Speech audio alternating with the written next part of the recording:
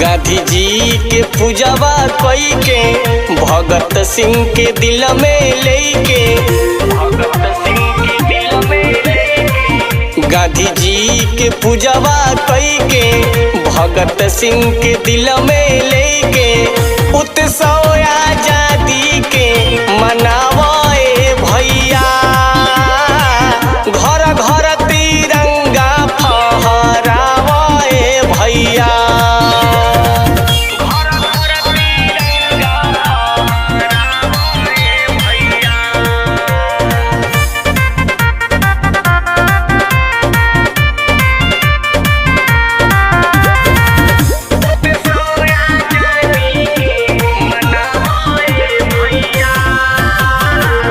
देशवा के खातिर जेही जनवा गवावल हो, मिलजुल के रही हलो भैया इहे सिखावल हो।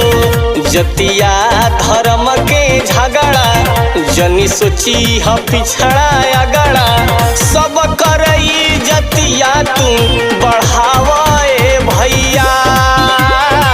घर घर तिरंगा फहरावे भैया। घर घर फहरावे भैया।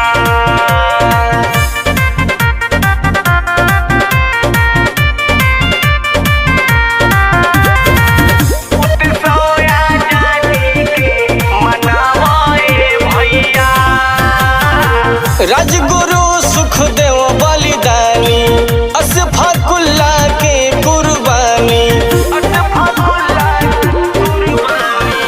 राजगुरु सुखदेव बलिदानी अशफाकुल्ला के कुर्बानी।